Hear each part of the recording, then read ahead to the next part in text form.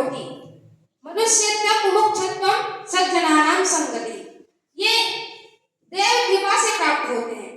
मनुष्यत्वं यानी मनुष्य का जन्म, और मुमुक्षुत्वं यानी मनुष्य जन्म में मोक्ष को प्राप्त करना।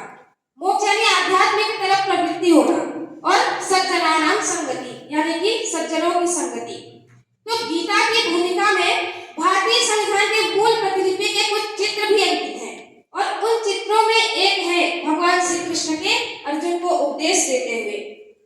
और संयोग की बात तो ये है कि वह चित्र संभवतः उस पेज में अंकित है जिसमें नीति निर्देशक तत्व लिखे गए हैं।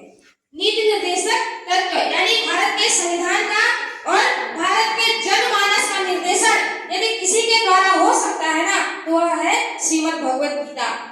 और एक बात तो मैं यह भी कह सकती हूँ कि जब स्वतंत्र भारत की शुरुआत हुई 1905 में, तो लोकतंत्र बाल गंगाधर तिलक ने संपूर्ण स्वराज्य का एक उद्घोष किया था। तब उनको प्रेरणा कहाँ से मिली थी? यही श्रीमद् भगवत गीता से।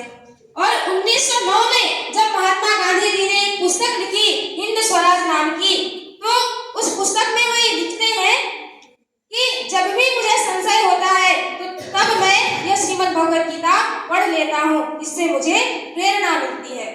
और जब अमृत काल आया 1914 में, हमारे भारत में माननीय प्रधानमंत्री श्री नरेंद्र मोदी जी पहली बार प्रधानमंत्री बने, और प्रधानमंत्री बनने के पश्चात वे विदेश यात्रा यानी कि अमेरिका गए, और वहां जाकर के तत्कालीन अमेरिकी राष्ट्रपति बैराक ओबामा से उनकी मुलाकात हुई।